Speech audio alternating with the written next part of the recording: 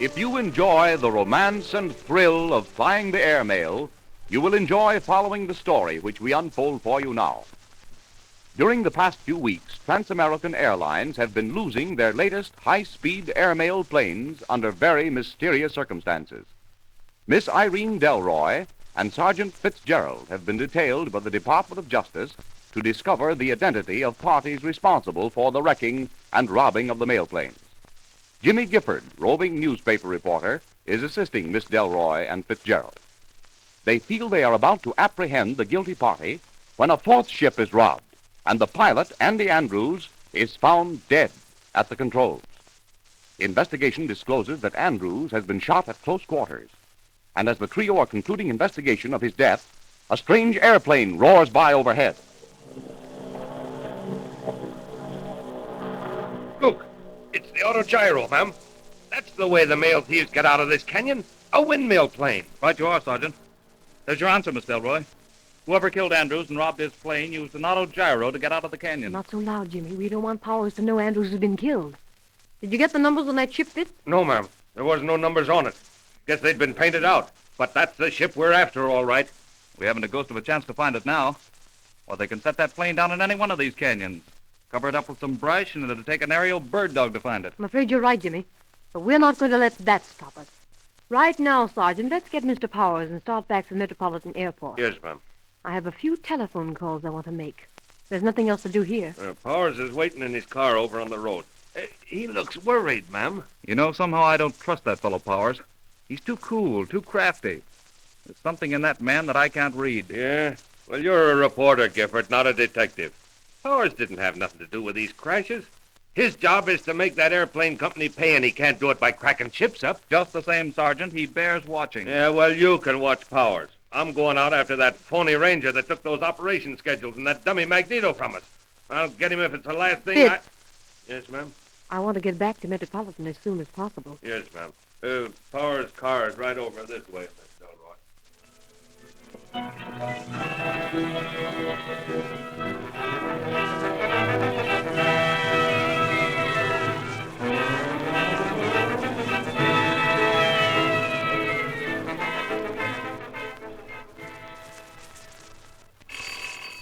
Metropolitan Airport.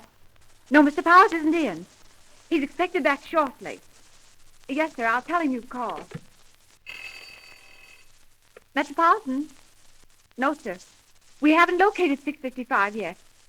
No, Mr. Powers isn't in. I'm sorry. I don't know, sir. Oh, Mr. Powers, I'm so glad you're back. Yeah? There have been so many calls for you. I told them I didn't know anything about Andy's ship yet. Good. We've just come back from the canyon. The ship is a total loss. Andrews is missing. Missing? You mean he... I don't know anything yet, Maisie. Come in, Miss Delroy and Sergeant. Open the door to my office, Gifford. We'll go in there. Right. Oh, I suppose the newspapers are after me. Yes, sir.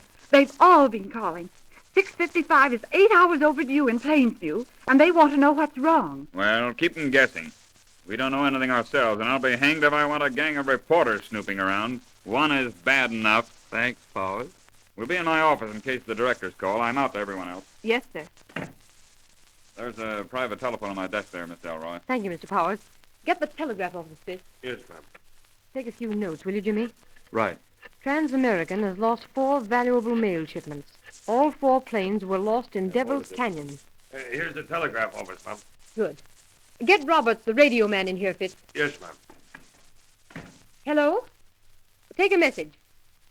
Department of Commerce, Aeronautics Division, Washington, D.C. Ready? Here it is.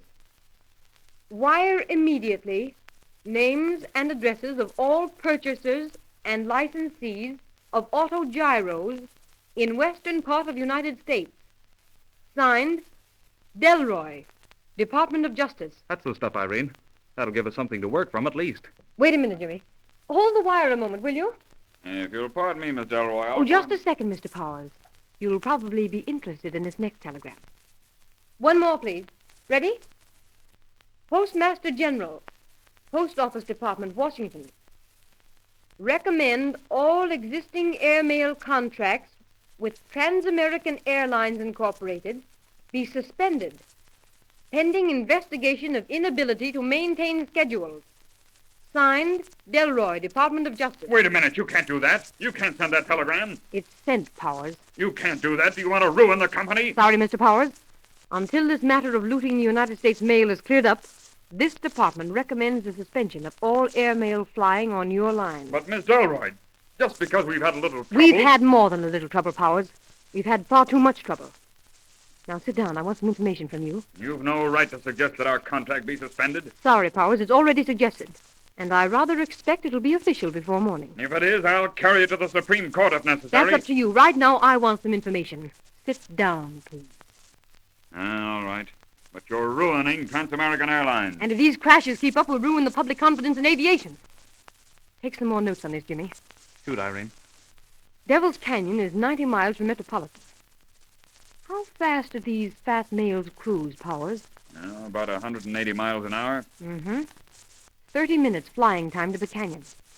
The eastbound left with Andrews in charge at 10:29. Is that right? Yes. At 11 o'clock, he was over the canyon. Is that right? If he's on schedule, yes. Jimmy, what time did we leave Salt Flats for Devil's Canyon? 11 o'clock, Irene. And we arrived at the canyon just 45 minutes later, huh? Right. 11:45. How long had we been at the scene of the crash, Jimmy, when Mr. Powers arrived? Why, not over 15 minutes at the most. That would make you arrive at approximately 12 o'clock, correct, Mr. Powers? I believe it was 12 o'clock, yes. And you say you started for the canyon when you heard Andrews report motor trouble. Yes, naturally, I was worried. I knew of the money shipment. Will you tell me, Mr. Powers, how you drove more than 90 miles of mountain road in your car in an hour's time?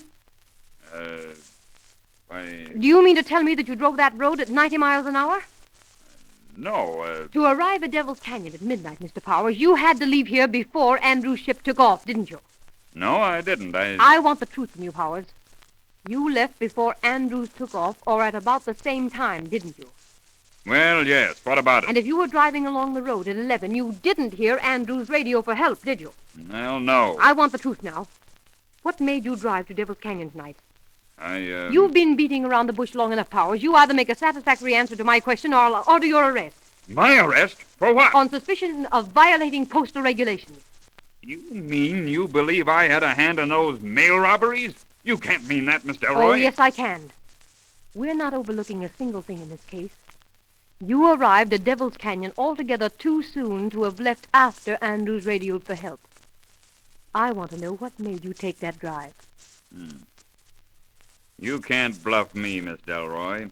You know that I didn't have anything to do with that robbery. Prepare yourself for a shock, Mr. Powers. Robbery is no longer the main issue in this case. No?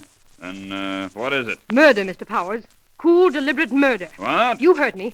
Perhaps you'll be interested in knowing that Andrews was murdered not 5 minutes after he landed his ship in the canyon. I can't believe I it. know you thought it was a crash, but it wasn't. Andrews made a safe landing. He was sitting in the cockpit dead when we found him. But the ship was burned. A time bomb set fire to the ship a few minutes after we reached it, but not before we made a few discoveries. What discoveries? There was a time clock in the ignition circuit of that plane. Someone knew that Andrews would be right over that spot at 11. When the clock clicked, the ignition was cut off. I want you to tell me why you left for the canyon as soon as Andrews took off. Aren't you a little hasty in accusing me of complicity in this crime, Miss Delroy? After all, I'm as anxious as you are to see the thing solved and the guilty parties convicted. I'm paid to run this airline, not to wreck it. You're evading the question, Powers. Why did you leave Metropolitan for Devil's Canyon as soon as Andrews took off? Because I figured he'd run into trouble, that's all. You must have had some reason for that assumption. I did. What was it? I told you I was interested in solving this case as you are, Miss Delroy. Yes. Well, I am. I'm even more interested. I've spent 5 years in building Trans-American from a barnstorming organization into one of the nation's greatest airlines. And I'm not going to let a band of mail thieves wreck my ideals. I've been doing a bit of investigating of my own. Indeed.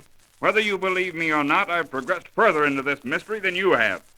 I at least have evidence that the work is being planned, if not actually executed, by an employee of this company. Andrews? What made you ask that? Oh, I don't know. Just trying to frame a story for you. Andrews is dead, you know. You could tack the crime on him. What you think makes no difference to me, Gifford. To whom do you refer, Powers? I have reason to believe that our radio man, Roberts, is in active touch with whoever is wrecking our ships. Roberts? What makes you think that? Several things, Miss Delroy. First, Roberts was found in my office when the operation schedules were stolen. Yes? Second, Roberts came out from under the influence of that gas all too suddenly. Oh. Then I found a key to my private office on Roberts' key ring. Where's Roberts now? You sent the sergeant for him when we first came in, Irene. Oh, yes. You've neglected to answer my question, however, Powers. I still want to know why you drove to Devil's Canyon. If you must know, I was following someone. Who, Roberts? No. A man I saw Roberts speaking with tonight. Roberts gave him a message. What sort of a message? A typewritten message on one of our telegraph blanks. Did you see this message? No, but I read the impression of the typewriter keys on the sheet of paper that was beneath it. It was quite legible. Do you remember the contents? Yes. It said, 6:55 will be over the canyon at 11. No signature? No. Then how do you know Roberts wrote it? I saw him. Saw him write it. Put it in an envelope and hand it to the man. You followed this man to the canyon? I tried to, but unfortunately I lost him. We're going to check up on your story, Powers. We're going to face Roberts with these facts and ask for an explanation. Miss Delroy, quick. What is it, Fitz? I found him, ma'am, but he's dead. Looked like he killed himself with this gun. Who, Fitz? Roberts, the radio operator.